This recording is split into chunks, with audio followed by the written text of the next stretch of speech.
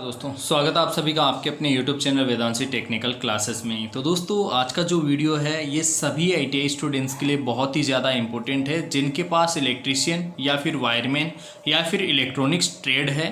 तो ऐसे जितने भी स्टूडेंट जो कंपटीशन एग्ज़ाम्स की तैयारी कर रहे हैं या फिर ITI एग्ज़ाम्स की तैयारी कर रहे हैं उन सभी के लिए आज का वीडियो बहुत ही ज़्यादा इम्पोर्टेंट है।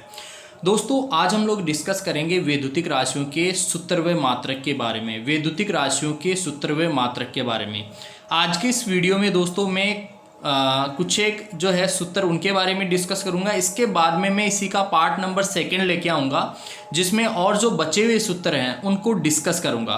तो दोस्तों इसमें सूत्र व मात्रक ध्यान दीजिएगा, सूत्र व मात्रक बहुत ही ज़्यादा इम्पोर्टेंट होने वाला है आप लोगों के लिए। मैं आप सभी से यही उम्मीद करूंगा कि आप लोग जो है एक बार इस वीडियो को पूरा अंत तक ज़रूर देखें। तो ठीक है दोस्तों स्टार्ट करते हैं। आवेश को Q से हम रिप्रेजेंट करते हैं दोस्तों, इसे विद्युत की मात्रा भी कहा जाता है। Q बराबर होता है I बटा टी, Q बराबर होता है I बटे टी। एम्पियर देखो दोस्तों, विद्युत धारा का मात्रक एम्पियर और समय का मात्रक सेकेंड, तो इसका मात्रक बना एम्पियर प्रति सेकेंड। एम्पियर प्रति सेकेंड या फिर दोस्तों इसे ही हम लोग कुलाम भी कह सकते हैं। क्या कहते हैं दोस्तों? कुलाम कहते हैं। आवेश का CGS देखिए दोस्तों, नोट पॉइंट यहाँ पे याद रखिएगा। आवेश का जो CGS मात्रक है उसे स्टेट कुलाम या फिर फ्रैंकलिन कहते हैं। क्या कहते हैं? स्टेट कुलाम या फिर फ्रैंकलिन।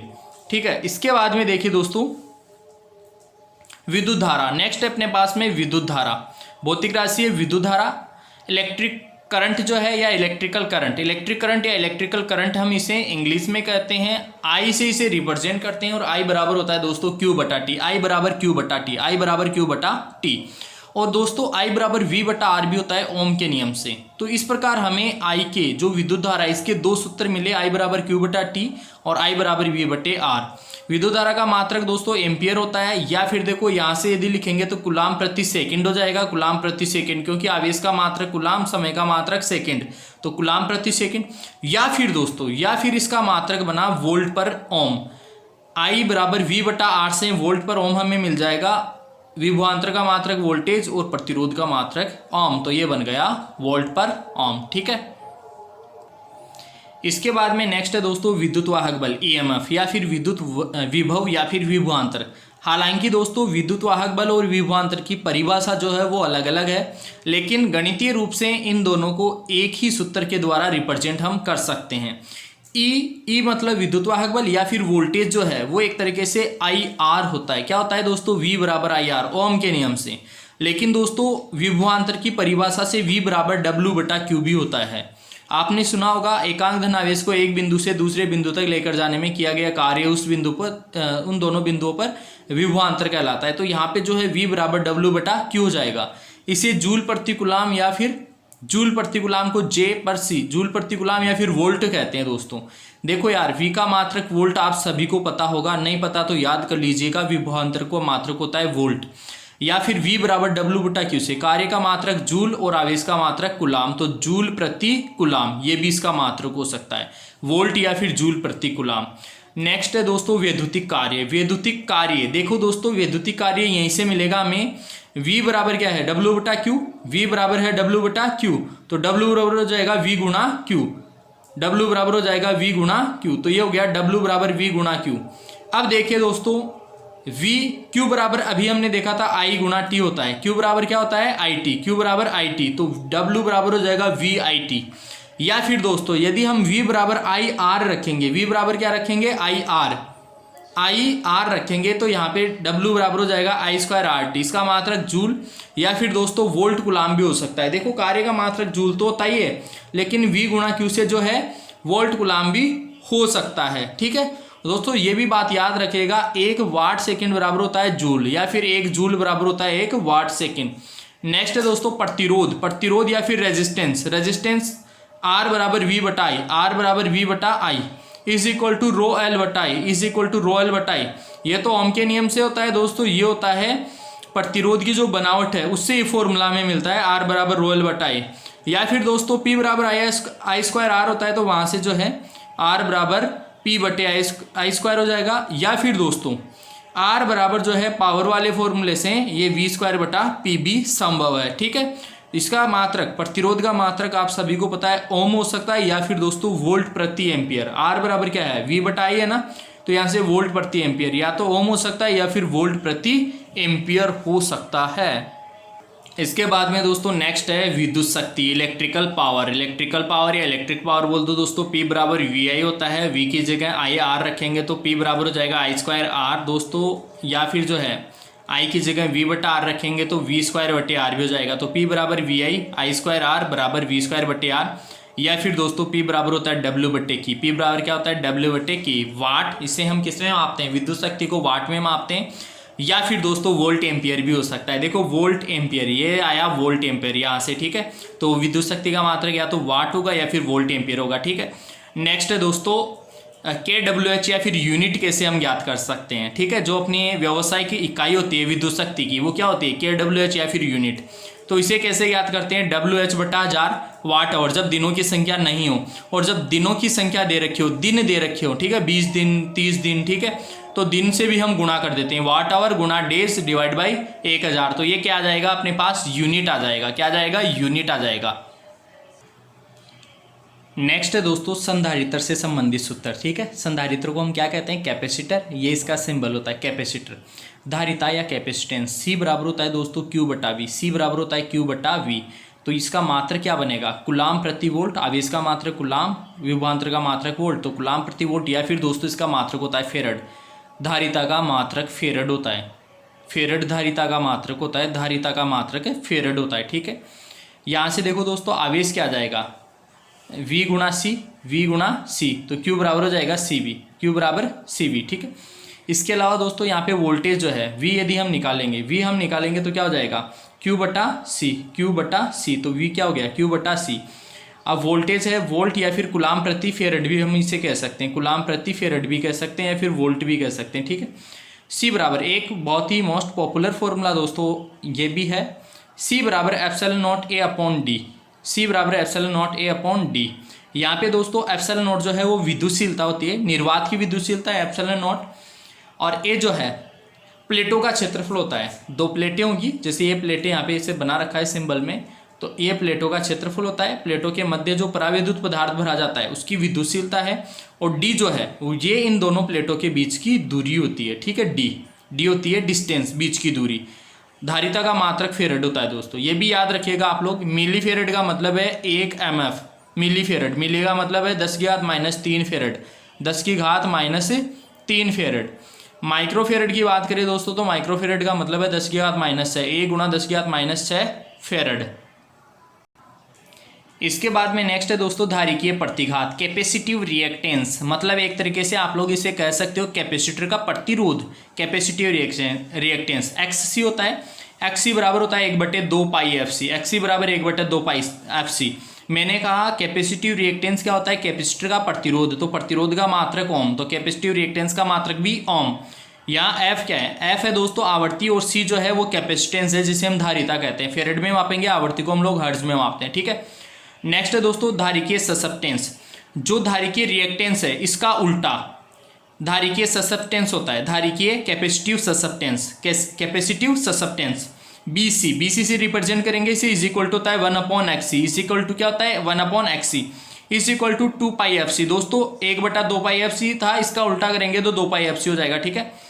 ये देखो यार XC का मात्रक था ओम, तो ये क्या है 1/ओम, 1/ओम का मतलब है ओम इनवर्स या फिर महो या फिर CMN। दोस्तों जिसे आप लोग साइमन कहते हो उसका जो वास्तविक उच्चारण है वो CMN होता है, CMN को कैपिटल S बड़े S से रिप्रेजेंट किया जाता है, बड़े S से दर्शाया जाता है। नेक्स्ट है दोस्तों संधारित्र में चार्जिंग धारा, संधारित्र में चार्जिंग धारा, संधारित्र में चार्जिंग धारा, चार्जिंग करंट इन कैपेसिटर। तो IC इज इक्वल टू होता है CdV/dt। वेरी मोस्ट इंपॉर्टेंट है दोस्तों, काफ़ी ज़्यादा इंपॉर्टेंट है, आप याद रखिएगा इस चीज़ को। IC इज इक्वल टू होता है CdV/dt एम्पियर में, एम्पियर में मापेंगे धारा को।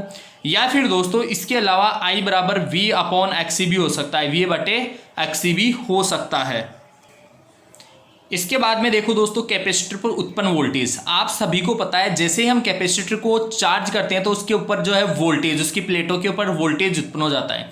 उस वोल्टेज को दोस्तों में से दर्शाते हैं V बराबर 1/C इंटीग्रेशन, ये समाकलन का चिन्ह होता है यहाँ पे, ये समाकलन का चिन्ह। मैक्सिमम ITI स्टूडेंट्स को ये नहीं पता होगा, ये जो चिन्ह है ये समाकलन का चिन्ह कहलाता है, ठीक है। इंग्लिश में इसे इंटीग्रेशन कहते हैं। 1/c, c क्या है, कैपेसिटेंस है। I dt मतलब समय में कितना अंतर, ठीक है, समय में अंतर, I dt, ठीक है। तो ये होता है v बराबर 1/c इंटीग्रेशन I dt, ठीक है। याद रखिएगा दोस्तों, अगर कंपटीशन एग्जाम में आपसे पूछा जाता है तो सीधा सीधा आपसे जो है ये सूत्र पूछा जाएगा सिर्फ, ठीक है। नेक्स्ट देखते हैं दोस्तों।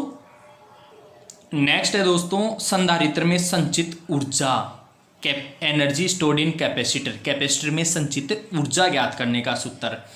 EC कैपेसिटर में संचित ऊर्जा, energy stored in capacitor is equal to होता है 1/2 CV², 1/2 CV² is equal to 1/2 QV, is equal to 1/2 QV बराबर होता है दोस्तों Q²/2C, Q²/2C जूल। ऊर्जा का मात्रा क्या होता है, जूल, ठीक है। नेक्स्ट दोस्तों इसके बाद में हम पढ़ेंगे इंडक्टर से संबंधित कुछ भौतिक राशियों के सूत्र और उनके मात्रक, ठीक है। इंडक्टर को हम हिंदी में कहते हैं प्रेरक, इंडक्टर को क्या कहते हैं, प्रेरक। और ये इसका सिंबल है दोस्तों, ठीक है। एक तार लो, उसके ऊपर इंसुलेशन चढ़ा हुआ है, उसका स्प्रिंग बना दो, ठीक है, ऐसा, ठीक है, गोल गोल घुमा दो, वाइंडिंग बना दो, कुंडली बना दो, कॉइल बना दो, तो क्या बन जाएगा, इंडक्टर बन जाएगा। तो दोस्तों सबसे पहले आइए देखते हैं हम लोग प्रेरकत्व।